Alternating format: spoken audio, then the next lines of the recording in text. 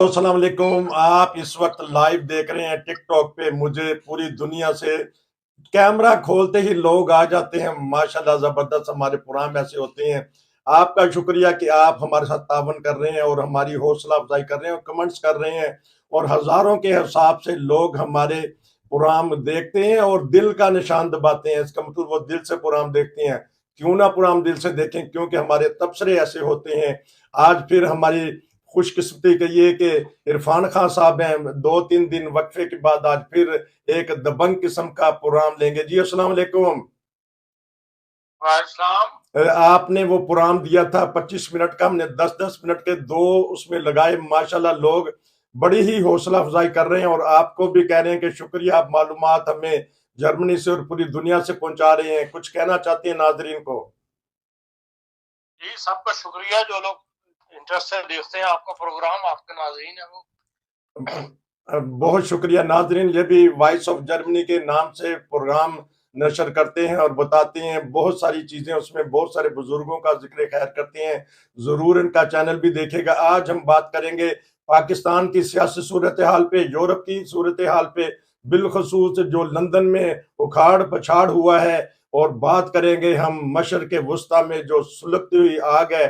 اور ایک یہ بھی خبر چل رہی تھی کہ اسرائیل نومولود بچوں کو لینا بھی چاہتا ہے. ایسی ہمدردی اس نے کیوں دکھائی ہے؟ سب سے پہلے ہم چلیں گے پاکستان کے بارے میں. میاں نواز شریف صاحب نے کہہ دیا ہے کہ جو میں نے بیانیہ بنایا ہے، لوگ ان کو بدنام کر رہے ہیں کہ یہ بی ٹیم ہے اسٹیبلشمنٹ کی. وہ کہتے ہیں اس بیانیے سے جان چھڑائیں. نہیں، ان کا بیانیہ کیا ہے؟ ابھی تو انہوں نے کمیٹی بنائی ہے اپنے منشور کی، اور اس کے اجلاس شروع ہوئے ہیں. ابھی تو ان کا منشور آیا نہیں نون لیگ کا الیکشن کے لیے. تو جب تک وہ سامنے نہ آئے اس وقت تک اس پہ کیا بندہ تبصرہ کر سکتا ہے؟ پاکستان تو سب کا ایک ہی ہے کہ پاکستان قائم دائم رہے. غریب کی مدد کے نام پہ یہ لوگ آتے ہیں، سیاست کرتے ہیں اور خود امیر ہو جاتے ہیں. غریب کا غریب ہی رہتا ہے. یہی صورتحال ہم دیکھتے چلے آ رہے ہیں. اس میں کوئی تبدیلی کا امکان نظر تو نہیں آ رہا.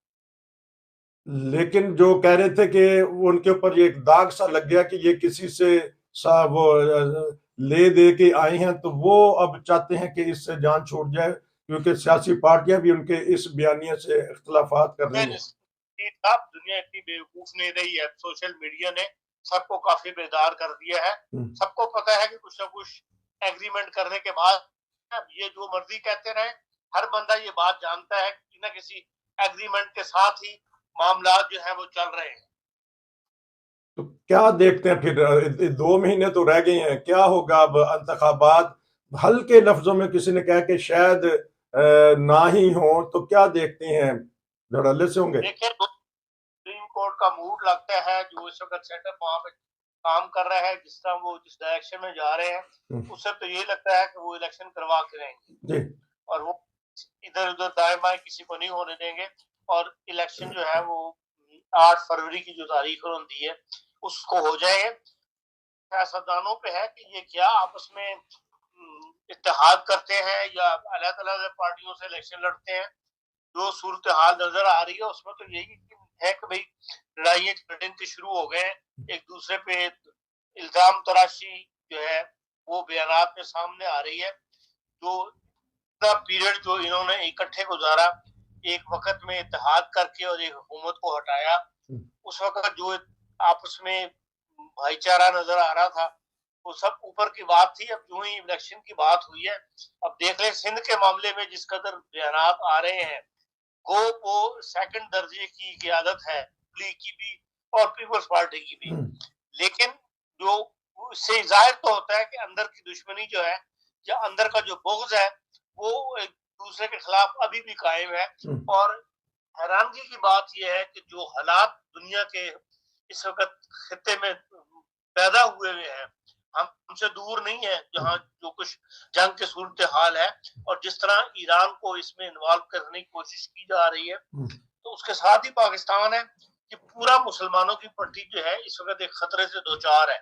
اور طرف دھیان کرنے کے کہ جو حالات پیدا ہونے کا امکان آ رہا ہے، خدا نہ کرے وہ پیدا ہوں، لیکن پاکستان کے اس سے لپیٹ میں آئے گا پاکستان اس سے بچ نہیں سکے گا.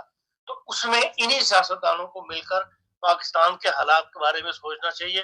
لیکن دیکھتے ہم یہی ہیں کہ وہی پرانی لڑائیاں جو ہے وہ سامنے آنی شروع ہو گئی ہیں. ایک دوسرے کے اوپر جو بیان بازی کی جا رہی ہے اس سے یہی نظر آتا ہے کہ انہیں ادھر کی فکر نہیں ہے.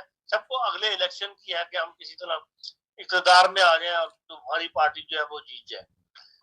تو ان حالات کے اندر اگر تو آپس میں اس طرح لڑ جھڑ کے انہوں نے الیکشن لڑے تو پھر اس کا فائدہ جو ہے فرنٹ کو ہوگا.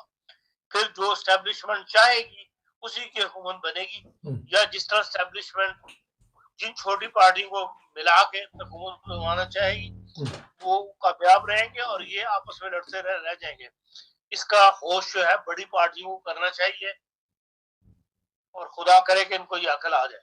خدا کرے ان کو عقل آ جائے. خطہ جون سا ہے وہ سلگنے والا ہے، کیونکہ جس طرح ابھی عرفان خان صاحب نے بتایا کہ ایران کو گھیر گھار کے لانا چاہتی ہیں بڑی طاقتیں تاکہ یہ اس لڑائی میں گھس جائے.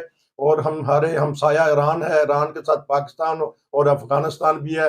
تو یہ بتائیے گا کہ ابھی جو اسلامی سربراہی کانفرنس ہوئی تھی جس میں ہمارے وزیر اعظم صاحب بھی گئے، کہتے ہیں کہ اختلافات آئے ہیں، ایک یکجا کوئی اعلامیہ نہیں پیش کر سکے.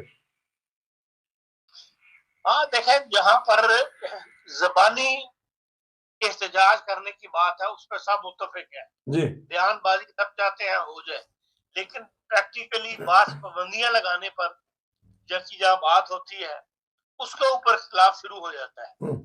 اور بحرین، ابوظہبی، یہ ان ممالک نے جو ہے اس کی مخالفت کی ہے کہ نہیں کسی قسم کی پابندی نہیں لگنی چاہیے. ان کی جو تجارتیں نئی شروع ہوئی ہیں کے پاس ٹورزم آنا شروع ہوا ہے اسرائیل سے، اور جو تجارت کہتے ہیں 1.2 تک پہنچ گئی ہے، اس کو کوئی متاثر نہ ہو. تو اس کے اندر اس وجہ سے یہ ہے کہ بھئی ہم یہ نہیں کہہ سکتے کہ مسلمانوں کے اندر اتحاد ہے. کوئی ایسا متفقہ فیصلہ نہیں کر سکے جو اسرائیل کو پابندیاں لگاتا.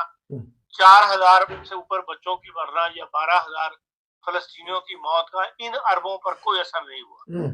اور باقی مسلمان طاقتیں بالکل چھوٹی طاقتیں ہیں. طاقت کیا اپنا گزارا کرنے والے ہیں اور سارے انہی کی امداد کے اوپر چلتے ہیں. تو انہوں نے تو نہیں بولنا تھا. اصل میں تو جو مسلمان ممالک جن کے پاس تیل کی دولت ہے یا دولت سے مالا مال ہے انہی کو آواز اٹھانی چاہیے تھی. لیکن انہوں نے بحرین سمیت ابوظہبی، بحرین، ان سب نے مخالفت کی ہے. سعودی عرب نے کسی قسم کی پابندی نہیں لگ سکی اسرائیل کے اوپر، جس کا فائدہ جو ہے اٹھائے گا اور اٹھا رہا ہے. اب پروگرام کے دوسرے حصے میں ہم کریں گے اور عالمی حالات پہ. اس وقت آپ لائیو ہیں. لائیو ناظرین، پروگرام کے اگلے حصے میں بہت ہی اہم سوالات ہم نے عرفان خان صاحب سے پتہ کیے ہیں کہ عالمی حالات اس وقت کیا ہیں. تو آپ سے درخواست ہے کہ اگلا پروگرام بھی دیکھیے گا اور دوسروں کو بھی بتائیے گا. اسی لیے تو ہم کہتے ہیں کہ ہمارے یوٹیوب چینل روشن ورلڈ کو سبسکرائب کر لیں، ہمارے ٹک ٹاک چینل کو بھی سبسکرائب کر لیں. اور اگر آپ کوئی تبصرہ کرنا چاہتے ہیں تو پلیز ہماری ٹیم کا حصہ بن جائیں. واٹس ایپ پہ میسج کریں. ہم آپ کے ویوز، آپ کے تبصرے، آپ کے تجزیے پوری دنیا میں دکھائیں گے. پھر ملیں گے دوسرے پروگرام میں.